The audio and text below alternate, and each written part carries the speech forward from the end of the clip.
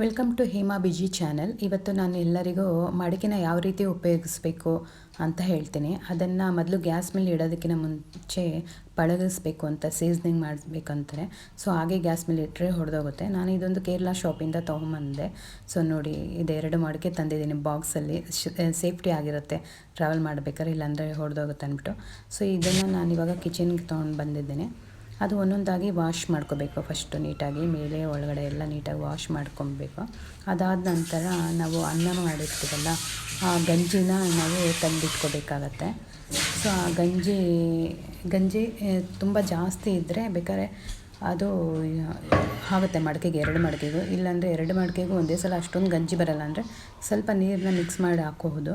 ನಾನೇನು ಮಾಡಿದೆ ಅಂದರೆ ಮಾರ್ನಿಂಗು ನೈಟು ರೈಸ್ ಮಾಡಿದ್ನಲ್ಲ, ಸೊ ಆ ಗಂಜಿನೂ ತೆಗೆದಿಟ್ಕೊಂಡಿದ್ದೆ. ಮತ್ತು ಮಾರ್ನಿಂಗು ಗಂಜಿ ರೈಸ್ ಮಾಡಿದೆ, ಅವಾಗ ಬರುತ್ತಲ್ಲ ಗಂಜಿ, ಅದನ್ನು ಸಹ ತೆಗೆದಿಟ್ಕೊಂಡಿದ್ದೆ.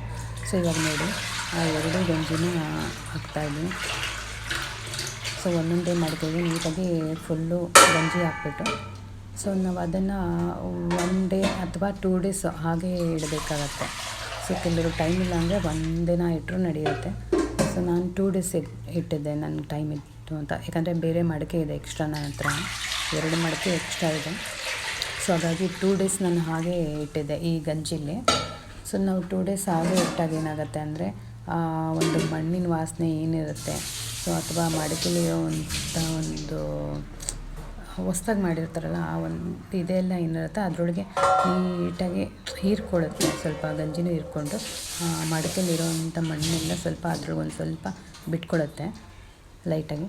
ಸೊ ನೋಡಿ, ಈ ಥರ ನಾನು 2 ಡೇಸ್ ಇಟ್ಬಿಡ್ತೀನಿ. ಅಂದರೆ ಯಾವುದೇ ಥರ ಸ್ಮೆಲ್ ಇರೋಲ್ಲ, ಏನಿರಲ್ಲ. ನಾವು ಅಡುಗೆ ಮಾಡಬೇಕಾದ್ರೆ ಈ ಥರ ಸೀಸ್ನಿಂಗ್ ಮಾಡಿಟ್ರೆ ಈ ಥರ 2 ಡೇಸ್ ಹಾಗೆ ಇಟ್ಬಿಟ್ಟಿದ್ದೀನಿ ನೋಡಿ.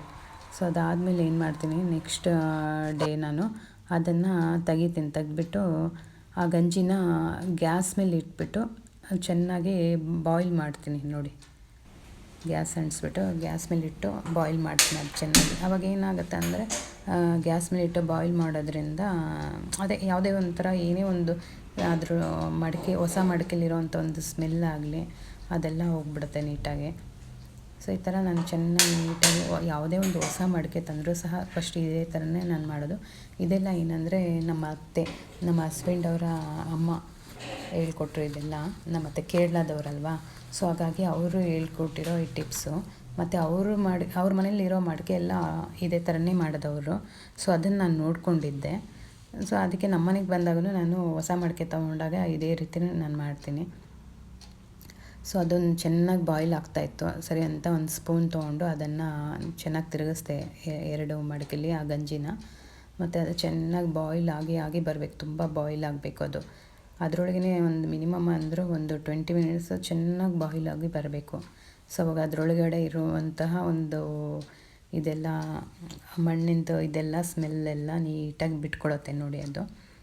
ಸೊ ಅದಾದಮೇಲೆ ಏನು ಮಾಡಬೇಕು, ಈ ಗಂಜಿನ ನಾನು ಚೆಲ್ಬಿಟ್ಟು ಇದನ್ನು ಮತ್ತೆ ಇದು ಮಾಡಬೇಕು, ಎಣ್ಣೆ ಎಲ್ಲ ಹಚ್ಚಿ ಒಳಗಡೆ ಮೇಲೆಲ್ಲ ಹಚ್ಚಿ ಬಿಸಿಲಿಗೆ ಒಣಗಿಸ್ಬೇಕು.